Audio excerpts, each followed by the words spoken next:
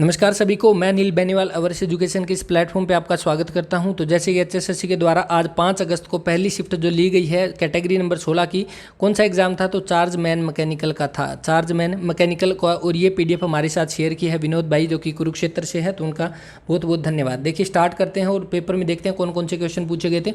काफ़ी सारे क्वेश्चन जो है पिछले पेपर के रिपीट हो रहे हैं, यानी जिन बच्चों के भी एग्जाम चल रहे हैं वो इन पेपरों को जरूर से सोल्व करें और उन यहाँ से जो है काफ़ी सारे क्वेश्चन उनको रिपीट में मिलेंगे। जैसे कि अब आगे देखेंगे, रीना की उम्र जो है सुनीता से 2 गुनी है 3 वर्ष पहले। यहाँ पे देखिए इसको कैसे करें, ऑप्शन के अकॉर्डिंग जो इसको उठा सकते हैं हम। ऑप्शन उठाते हैं, देखिए ऑप्शन डी उठाइए यहाँ पे 12। तो यहाँ पे क्या पूछा गया? रीना की उम्र, तो रीना की और सुनीता की। अगर रीना की 12 है तो उसने क्या कहा? रीना की उम्र सुनीता से 2 गुनी है तो सुनीता की 6 हो जाएगी। 3 वर्ष पहले उसकी उम्र सुनीता से कितनी थी? 3 वर्ष पहले इसकी कितनी थी? 9। इसकी कितनी थी? 3। तो कितनी गुना है? 3 गुना। तो सारी चीज़ें सेटिस्फाई कर रही है, option number D right answer हो जाएगा। उसके बाद जो दूसरा यहाँ पे दिया गया है क्वेश्चन कि भारतीय संविधान में अनुसूचित भाषाओं की कुल संख्या कितनी है? तो कुल संख्या कितनी रहेगी? तो वो रहेगी 22, option number B right answer है। लेकिन यहाँ पे अगर क्वेश्चन में ये पूछ लिया जाता कि मूल संविधान में जो शुरू में जब संविधान बना था उस समय कितनी थी? तो उस समय 14 थी, लेकिन बाद में 8 भाषाएं जो है वो जोड़ दी गई। कितनी भाषाएं? 8 भाषाएं जोड़ी गई थी। अब वो कब कब जोड़ी गई थी तो वो उस पर एक बार थोड़ा सा जो है ध्यान दें और इसको नोट कर लें। कब एक सबसे पहला 21वां संविधान संशोधन हुआ था? कब? 1967 में। और इसमें कौन सी सिंधी भाषा जो है वो जोड़ी गई थी? तो पहले में सिंधी जोड़ी गई। उसके बाद कौन सा? 71वां कब हुआ? 1992 में। और इसमें 3 भाषाएं जोड़ी गई। कौन सी? कोंकणी, मणिपुरी और नेपाली। तो इसको नोट कर लें आप।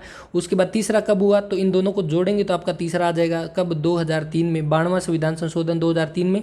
इसमें टोटल कितनी? मैथिली, बोडो, डोगरी और सिंथाली, ये 4 भाषाएं जोड़ी गई। 92वां संविधान संशोधन 2003 में हुआ। तो टोटल देखिए यहाँ पे 1 पहले में, 3 दूसरे में और 4 तीसरे में, यानी टोटल 8 भाषाएं जो है वो बाद में जोड़ी गई है। और पहले कितनी थी? 14।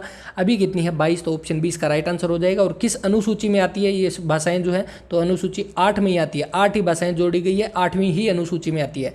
पंचायती राज से जुड़ी हुई आपकी अनुसूची कौन सी है? कमेंट करके बता देना, ये क्वेश्चन आपके लिए है। उसके बाद छठा क्वेश्चन जो दिया गया है कि रणथंभौर राष्ट्रीय उद्यान जो है ये कहाँ पे है? तो कहाँ पे रहेगा? राजस्थान में रहेगा। ऑप्शन नंबर 20 का राइट आंसर है राजस्थान।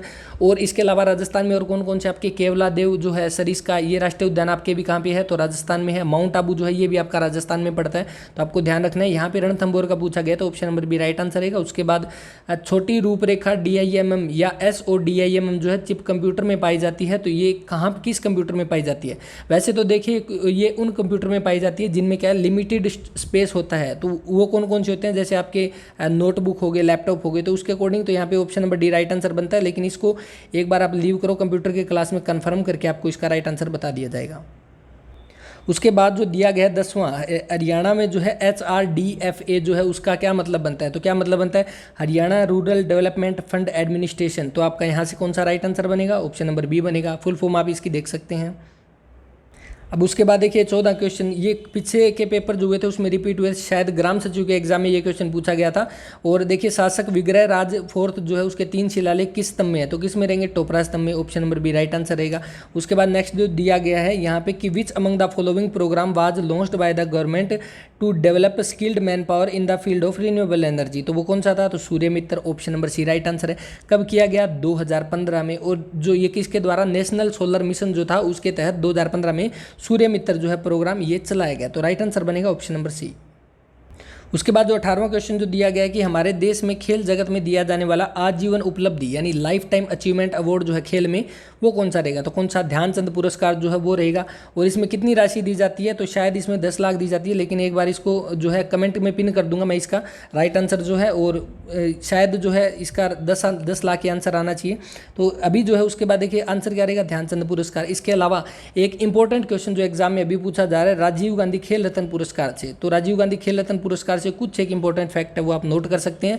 तो राजीव गांधी खेल रत्न पुरस्कार, तो ये आप ध्यान रख सकते हैं। इसके बारे में शुरुआत कब हुई? 1991-92 में इसकी शुरुआत हुई। सबसे पहला किसको मिला? तो विश्वनाथ आनंद को दिया गया। विश्वनाथ आनंद को दिया गया सबसे पहले। और एक इंपॉर्टेंट क्वेश्चन कि 2020 में जो है किसको दिया गया? तो 5 खिलाड़ियों को दिया गया। कौन कौन से? एक आपके रोहित शर्मा थे, दूसरी आपकी मनिका बत्रा थी, तीसरी आपकी विनेश फोगाट थी, चौथी आपकी रानी रामपाल थी और 5वीं आपकी मरियप्पन थंगवल्लू थी। इन 5 को दिया गया था। अभी एग्जाम में पूछा गया था कि रोहित शर्मा को कौन सा पुरस्कार दिया गया है, या शायद राजीव गांधी खेल रत्न पुरस्कार 2020 का किसको दिया गया? तो रोहित शर्मा उसका राइट आंसर था। तो आपको ध्यान रखना है इन 5 के नाम और इनमें से कोई सा भी एग्जाम में क्वेश्चन पूछा जा सकता है। उसके बाद 19वां क्वेश्चन जो दिया गया, स्ट्राइक ऑफ छड़ किसके लिए उपयुक्त होती है? तो ये कार्य क्षेत्र में अधिक रेत हटाने के लिए, यानी जो स्ट्राइक ऑफ बार जो है वो यूज होती है remove to excess sand from the work area. उसके बाद देखिए 20वां क्वेश्चन काफ़ी आसान सा है, रीजनिंग टाइप का क्वेश्चन है कि निम्न में से कौन सा शब्द दूसरों से जुड़ा हुआ नहीं है? Tyre, steering wheel, engine, car. तो आप इसका राइट आंसर बिल्कुल आसान है, कॉमन सेंस का क्वेश्चन, राइट आंसर कर देना। नेक्स्ट देखिए यहाँ पे जो 24वां क्वेश्चन दिया गया है कि यमुना नदी हरियाणा के निम्न में से किस भौगोलिक अवस्थियों से प्रविष्ट होती है? तो काफ़ी अच्छा क्वेश्चन है और यहाँ पे जो ऑप्शन दिए गए हैं वो तो बिल्कुल ही गजब के ऑप्शन है। तो देखिए कौन कौन से, सारे ही आपके देखिए ताजेवाला, हथनीकुंड, कलेसर, चंपासर। अब ऑप्शन में देखिए यहाँ पे जो क्वेश्चन पूछा गया था कि चंपासर ग्लेशियर से कौन सी नदी निकलती है, तो हमारे एग्जाम में क्वेश्चन आया था तो उसमें क्या बताया गया था कि चंपासर ग्लेशियर से हमारी यमुना नदी निकलती है, क्योंकि ये ग्लेशियर है और ग्लेशियर में आपकी बर्फ होती है और बर्फ के पिघलने से आपका क्या है, हमेशा वहाँ से पानी निकलता है, तो आपका क्या होगा, इसीलिए यमुना नदी आपकी बारहमासी नदी रहेगी। तो ये क्वेश्चन जो पूछा गया था कि चंपासर ग्लेशियर से कौन सी यमुना नदी निकलती है, तो ये आपका हरियाणा में तो रहेगा नहीं। उसके अलावा हथनीकुंड, ताजेवाला, कलेसर। अब देखिए यहाँ पे जो है जो यमुना नदी हरियाणा में प्रवेश करती है वो कलेसर अभ्यारण्य के पास से करती है, यानी कलेसर जो आपका अभ्यारण्य है उसके पास जो है यमुना नदी प्रवेश करती है। तो उसके अकॉर्डिंग आपका ऑप्शन नंबर सी जो है वो राइट आंसर होना चाहिए। बाकी इसको एक बार डाउट में छोड़ते हैं और राइट आंसर क्या रहेगा वो आप कमेंट करके बता देना, वरना आपको जो है कमेंट करके बता दूंगा। अभी के लिए जो राइट आंसर बनेगा ऑप्शन नंबर सी, बाकी HSSC के ऑफिशियल आंसर के आने पर इसको डिस्कस करेंगे।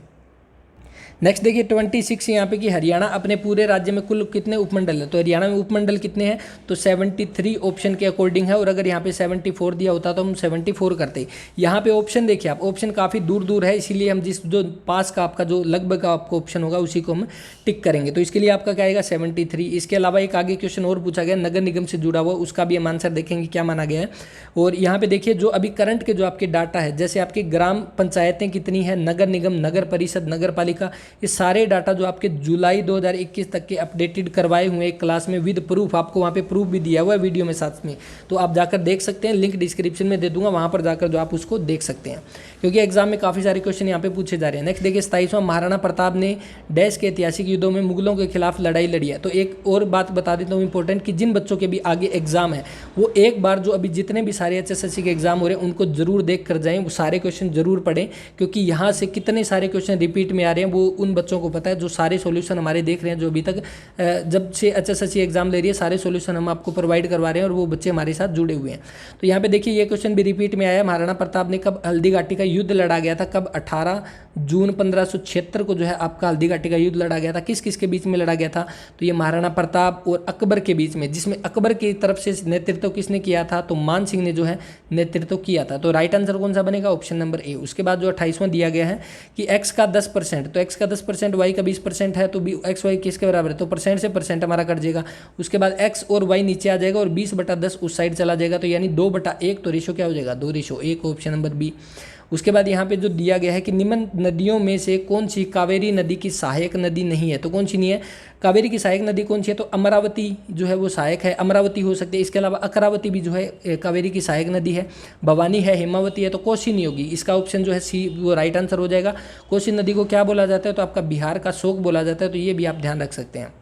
उसके बाद 30वां क्वेश्चन जो दिया गया है कि यदि दो संख्याओं का योग 33 है और अंतर 15 है, तो ऑप्शन उठाइए। 9 हमने उठाया, अगर 9 छोटी है तो बड़ी क्या हो जाएगी? बड़ी में 15 ऐड कर दें तो आपकी कितनी हो जाएगी? 24 है। तो अब देखिए इनका जोड़ कितना है? तो 33 है। चीज़ें सेटिस्फाई कर रही है, राइट आंसर ऑप्शन है।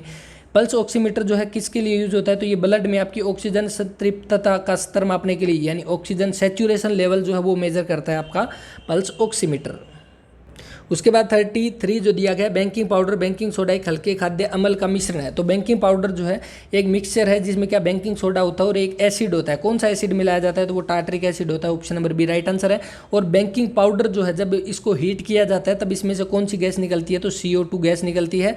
और उसके बाद क्या है, जो आपके ब्रेड और आपके केक जो होते हैं वो सॉफ्ट और स्पंजी बनते हैं। तो राइट आंसर कौन सा बनेगा? Option number B. 35वां क्वेश्चन, हरियाणवी भाषा में अमृतवाणी की रचना किसने की? संत गरीबदास ने। दोबारा से रिपीटेड क्वेश्चन पीछे के एग्जाम में पूछा जा चुका है। संत गरीबदास, संबंध कहाँ से रहेगा? झज्जर के छुड़ानी से। कहाँ से? झज्जर के छुड़ानी से इनका संबंध है। इसके अलावा राजा राम शास्त्री जिन्होंने हरियाणा का पहला उपन्यास लिखा था, कौन सा था? कमेंट करके बता देना। ये क्वेश्चन आपके लिए कि हरियाणा का पहला उपन्यास जो कि राजा राम शास्त्री के द्वारा लिखा गया था, कौन सा था? अभी तक हरियाणा में 3 बार राष्ट्रपति शासन लग चुका है, ये मैंने आपको कितनी बार बता दिया, और कब कब लगे थे वो भी मैंने आपको बताए थे। कब? 67, 77, और कब कब लगे थे बाकी आप बता देना, आपके लिए क्वेश्चन है। और क्योंकि ये क्वेश्चन जो है आप रिपीट में बताना सही नहीं है, आप इसका राइट आंसर कर दें। उसके बाद देखिए 37 1886 1886 में लाला लाजपत राय ने अपनी वकालत कहाँ से शुरू की?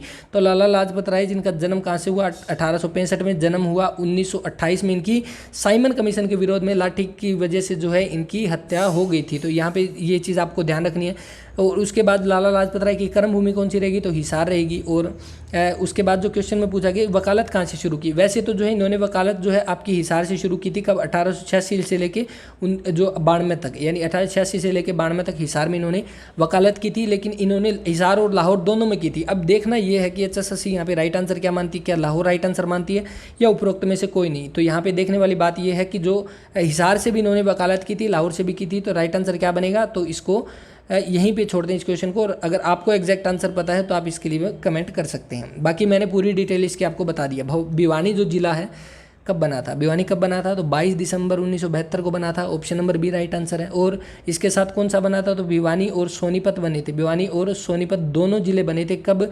22 दिसंबर 1972। एक आपके लिए 1 मिनट की क्लास आएगी जिसमें क्या करेंगे, हम सारे के सारे जितने आपके डिस्ट्रिक्ट है वो जो आपकी हरियाणा सरकार के द्वारा एक रिपोर्ट जारी की गई है, उस रिपोर्ट में बिल्कुल ऑफिशियल डाटा दिया हुआ है जो सरकार मानती है कि आपके जो सारे डिस्ट्रिक्ट जो है वो कब कब बने थे, तो वो आपके सामने करवाई जाएगी। 1 मिनट की वीडियो रहेगी।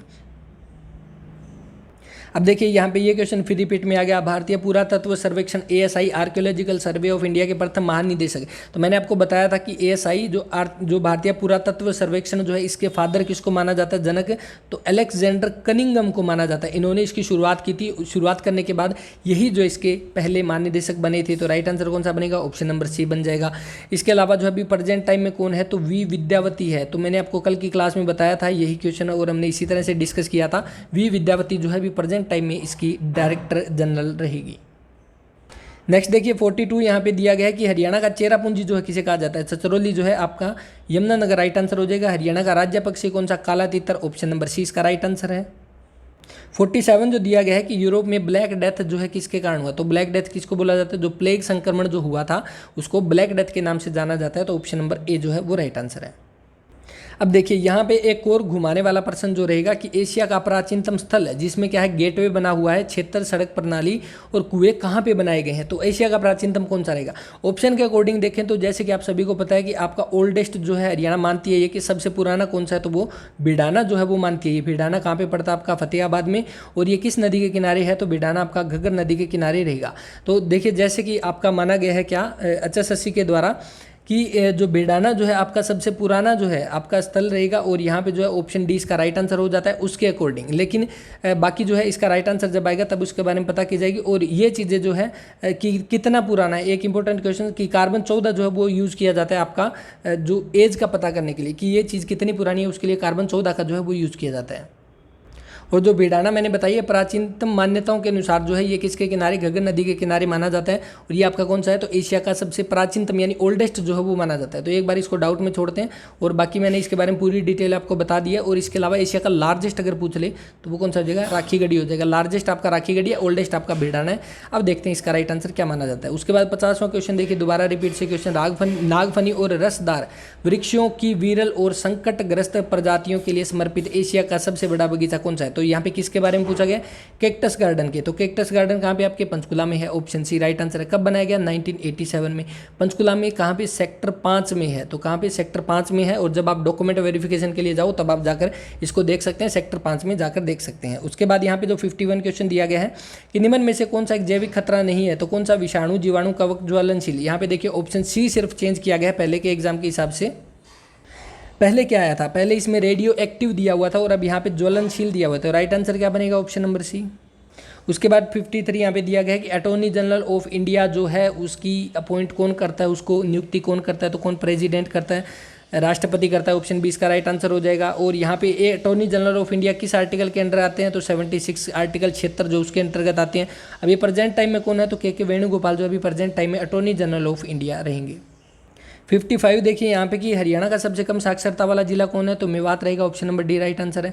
उसके बाद ब्लड का पीएच यहाँ पे पूछा है। तो पीएच मान आपका कितना होता है? पीएच यानी पोटेंशियल ऑफ हाइड्रोजन। तो कितना है उसका? 7.4 है। तो ऑप्शन 20 का राइट आंसर है। और ये क्या रहेगा? आपका नेचर में क्षारीय रहेगा, नेचर में बेसिक रहेगा। तो ये भी आपसे पूछा जा सकता है। इसके अलावा जो आपका अम्ल जो है, एसिड आपका क्या करता है, लिटमस का कलर चेंज करता है, किस कलर से किस में करता है, कमेंट करके बता देना, एसिड और बेस। अब आप कहोगे कमेंट क्यों करें, क्योंकि ये चीज़ मैंने विद ट्रिक आपको बताई है, तो आप उसके हिसाब से आपको ये चीज़ें याद होनी चाहिए।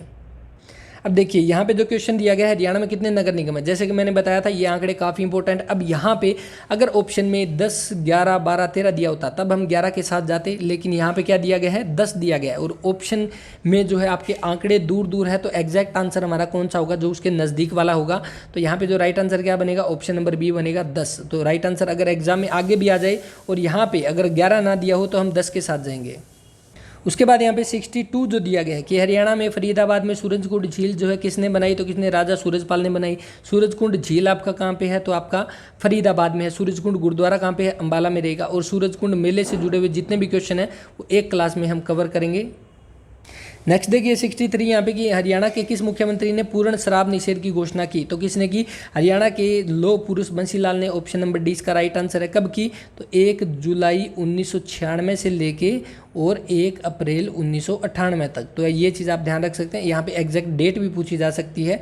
तो राइट आंसर कौन सा बनेगा, ऑप्शन नंबर डी। उसके बाद दोबारा से रिपीटेड क्वेश्चन, सर्वाधिक बार विधानसभा के स्पीकर कौन रहे, हरविंदर सिंह चड्ढा रहे। Option number D right answer है। अभी प्रेजेंट टाइम में कौन है, कमेंट करके बता देना। उसके बाद जो 65 यहाँ पे जो क्वेश्चन दिया गया है कि आपको मुख्यमंत्रियों के क्रमानुसार उनके काल बताने हैं। तो देखिए राव वीरेंद्र सिंह जो कि आपके हरियाणा के पहले गैर कांग्रेसी मुख्यमंत्री थे, हरियाणा विशाल पार्टी इनकी पार्टी का नाम था, और ये कब बने, 1967 में बने, पहली इमरजेंसी के दौरान। उसके बाद राव बनारसी दास गुप्ता वो कब बने, तो ये आपकी दूसरी इमरजेंसी जो हुई थी 1977 में बने थे। उसके बाद यहाँ पे बंसीलाल और देवीलाल। अब देखिए यहाँ पे क्रमानुसार यहाँ पे बात करें तो सबसे पहले आपके राव वीरेंद्र सिंह बने थे, उसके बाद आपके बंसीलाल बने थे, उसके बाद बनारसी दास गुप्ता, उसके बाद चौधरी देवीलाल। तो इसको जो आप सेट कर लेना ऑप्शन के अकॉर्डिंग, और राइट ऑप्शन क्या बनता है वो आप मुझे बता देना। तो सबसे पहले राव वीरेंद्र सिंह, और उसके बाद कौन से, बंसीलाल बने थे, उसके बाद आपके चौधरी देवीलाल बने थे जो कि 2 बार बने थे, बंसीलाल आपके 3 बार बने थे। और यहाँ पे कौन सा हो जाएगा राइट आंसर, देखिए 1 नंबर पे आपका जो राव वीरेंद्र सिंह, 2 नंबर पे आपके बंसीलाल, 3 नंबर पे आपके बनारसी दास गुप्ता, 4 नंबर पे आपके देवीलाल। तो इस तरह से आप इनको सेट कर लेना। नेक्स्ट देखिए इसके बाद 66 हरियाणा की प्रसिद्ध साहित्यिक कृति किताब उल हिंद जो है किसके द्वारा लिखी गई। तो अगर आपने पीछे के पेपर देखे हैं तो 16 जुलाई को जो आपका एग्जाम हुआ था एचएसएससी के द्वारा पहली शिफ्ट का, उसमें एक क्वेश्चन पूछा गया था कि किताब उल हिंद जो है उसमें कौन सी झील का वर्णन है, हरियाणा की थानेसर की किस झील का वर्णन है। तो राइट आंसर क्या माना था उसका, ब्रह्म सरोवर झील। तो ब्रह्म सरोवर झील जो है उसका वर्णन किस में, किताब उल हिंद में, जो कि किसके द्वारा लिखी गई, अलबरूनी के द्वारा। राइट आंसर क्या बनेगा, ऑप्शन नंबर ए। और यहाँ पे देखिए जो आपका महेंद्रगढ़ का किला किसके द्वारा बनाया गया, मराठा शासक कौन थे, तो जो कि पहले राइट आंसर माना गया था तांत्या टोपे, वही इस बार माना गया है। 7वीं शताब्दी में तांत्या टोपे के द्वारा जो है आपका महेंद्रगढ़ का किला बनाया गया था, लेकिन 1861 में पटियाला के शासक थे कौन, राजा नरेंद्र सिंह, उन्होंने अपने बेटे महेंद्र के नाम पे इसका नाम महेंद्रगढ़ का किला जो है वो कर दिया गया था। राइट आंसर क्या बनेगा, ऑप्शन नंबर सी यहाँ पे तांत्या टोपे। उसके बाद 73 यहाँ पे दिया गया है कि संयुक्त राष्ट्र संघ यूएनओ के द्वारा संयुक्त सभा ने कब मानवाधिकारों की घोषणा को अपनाया था और घोषित किया, कब किया, तो 10 दिसंबर 1948 को। ऑप्शन नंबर डी इसका राइट आंसर हो जाएगा 73 का। उसके बाद जो 80 क्वेश्चन दिया गया है, solder is an alloy of PB और किसकी एक मिश्र धातु है, तो ये किसकी, एसएन की। एसएन आपका क्या होता है, स्टर्नम की, और आपकी पीबी की मिश्र धातु है कौन, सोल्जर। तो ऑप्शन सी इसका राइट आंसर रहेगा। उसके बाद आ जाओ आप हमारे इंग्लिश के सेक्शन में। इंग्लिश और हिंदी के 4 क्वेश्चन पूछे गए थे, जैसे कि हर एग्जाम में पूछे जा सकते हैं। तो आपको यहाँ पे बताना है करेक्ट स्पेल्ट वर्ड जो है वो क्या है, यानी 4 में से 3 गलत है, 1 सही है। तो सही कौन सा हो जाएगा, तो पहले में आपका मैनेजेबल जो है वो बिल्कुल सही हो जाएगा। पहले में जो आपका सबसे पहला ऑप्शन है इसमें क्या गलती है, तो इसमें आपका जो ई जो है ये नहीं आएगा। उसके बाद आपका मैरिजेबल में क्या है, यहाँ पे ई आएगा, MARRIAGE एबल जो है ये आएगा। तो ये चीज़ जो है इसकी आप जितनी भी आप ये स्पेलिंग यहाँ पे दे रखे हैं उनका एक बार करेक्ट स्पेलिंग भी आप चेक कर लें, क्या पता नेक्स्ट एग्जाम में आपसे पूछ ली जाए ये चीज़ें।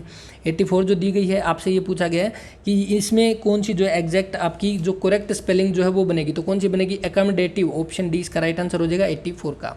उसके बाद जो यहाँ पे दी गई है 85 क्वेश्चन, तो आपको ये बताना है कि मोस्ट अप्रोप्रिएट वर्ड जो है वो क्या होगा इस लाइन के लिए, ए पोस्ट विदाउट रिम्यूनरेशन। तो इसका क्या होगा, ऑनरेडी। ऑप्शन सी इसका राइट आंसर रहेगा। उसके बाद जो दिया गया है fill in the blanks fill करना है। 86 देखिए, the officer warned me dash the office until 5 o'clock। तो द ऑफिसर ने क्या है, वार्न किया है मुझे किसके लिए, कि ऑफिस में अंटिल 5 o'clock कि नोट टू लीव, आपको लीव नहीं करना ऑफिस, कब तक, अंटिल 5 o'clock। तो यहाँ पे जो है राइट आंसर क्या फिट होता है, यहाँ पे जो एग्जैक्ट यहाँ पे लग रहा है ऑप्शन के अकॉर्डिंग, तो ऑप्शन डी यहाँ पे राइट आंसर होना चाहिए। उसके बाद अब बचे हैं हिंदी के क्वेश्चन। और हाँ, पीडीएफ के लिए टेलीग्राम चैनल आप ज्वाइन कर सकते हैं, लिंक डिस्क्रिप्शन में आप जाकर ज्वाइन करें। और या जो है टेलीग्राम चैनल पे जाकर अवर्स एजुकेशन के नाम से आप सर्च कर सकते हैं। और इसके अलावा जिन बच्चों के पास पेपर है तो वो हमारे साथ शेयर कर सकते हैं जो पेपर हमने सोल्व नहीं कराए, ताकि सभी बच्चों तक वो पीडीएफ पहुंच जाए और जिन बच्चों के आगे एग्जाम है उनको उसमें हेल्प मिल सके। देखिए यहाँ पे हिंदी में दिया गया है, मैं, हम, मेरा, हमारा, हमने, हमें आदि पुरुषवाचक सर्वनाम के किस भेद के अंतर्गत आते हैं। तो कौन सा भेद हो जाएगा, तो देखिए यहाँ पे कौन सा भेद रहेगा, तो एक आपका मध्यम, उत्तम, अन्य। तो देखिए उत्तम जो आपका पुरुषवाचक सर्वनाम जो है इसके अंतर्गत किसके बारे में बात की जाती है, जो बोलने वाला है, जो अपनी बात कर रहा है। जैसे जो बोलने वाला होगा वो कैसे बात करेगा कि मैं ऐसे, या हम ये करते हैं, मेरा ये है, तो वो क्या होगा, उत्तम। तो यहाँ पे जो राइट आंसर क्या बनेगा, ऑप्शन नंबर बी। उसके अलावा आप मध्यम भी देख लें, मध्यम को कौन हो गया, जो बात सुन रहा है, जिसके साथ हम बात करें वो हमारा मध्यम हो गया। जैसे हम क्या करते हैं, तुम, तुम्हारा, आप, ये सारे क्या हो गए आपके मध्यम के एग्जाम्पल। उसके बाद अन्य, अन्य का मतलब क्या है कि उसका, उसे, जो कि थर्ड पर्सन के बारे में बात की जाए वो आपका अन्य में आता है। तो अगर नेक्स्ट पेपर में आपसे ये ऑप्शन आ जाए तो आपका जो है राइट आंसर क्या हो जाएगा, वो आप इसके अकॉर्डिंग कर सकते हैं। यहाँ पे राइट आंसर बनेगा ऑप्शन नंबर बी। अब देखिए 88 जो दिया गया है, अपने क्षेत्रों में बढ़ते अपराधों की जानकारी के लिए किसको पत्र लिखा जाता है। हम नगर निगमायुक्त को तो लिखेंगे नहीं, वित्त मंत्री को तो वैसे नहीं लिख सकते, तो थाना अध्यक्ष, यहाँ पे जो है ऑप्शन के अकॉर्डिंग थाना अध्यक्ष होना चाहिए। बाकी हम देखते हैं एचएसएससी क्या राइट आंसर मानती है। उसके बाद 89 अच्छा का विशेषण, अच्छा विशेषण है तो इसका भाववाचक, तो अच्छा का क्या हो जाएगा, अच्छा ही हो जाएगा, ऑप्शन बी। उसके बाद 90 वाक्य किसे कहते हैं, तो पदों के व्यवस्थित समूह जिसका पूर्ण अर्थ का बोध हो तो वो हमारा क्या हो जाता है, वाक्य कहलाता है। तो यहाँ पे कंप्लीट होता है हमारा पेपर। और क्लास आपको कैसी लगी इसके बारे में कमेंट करके बताएं। और कुछ क्वेश्चन आपसे पूछे गए उनका राइट आंसर भी आप कमेंट में कर दिया कीजिए। और जो बच्चे नहीं कर सकते वो औरों के भी देख सकते हैं, कोई दिक्कत नहीं है, क्योंकि काफ़ी सारे बच्चे ऐसे हैं जो राइट आंसर करते हैं ताकि दूसरों को जो है उससे हेल्प मिल सके। अगर क्वेश्चन में एक आधे में कोई थोड़ी बहुत मिस्टेक हो जाए तो उसके लिए सॉरी, और जो है कमेंट कर दिया कीजिए। और जो क्वेश्चन हमें लगेगा कि हाँ इसका जो गलत हो गया उसका आंसर कमेंट में पिन कर दिया जाएगा। आप क्लास देखने के साथ साथ कमेंट बॉक्स जो है वो भी चेक कर लिया कीजिए। इस वीडियो में इतना ही, मिलते हैं नेक्स्ट वीडियो में, तब तक के लिए अपना ख्याल रखें, पढ़ते रहें। जय हिंद, जय भारत।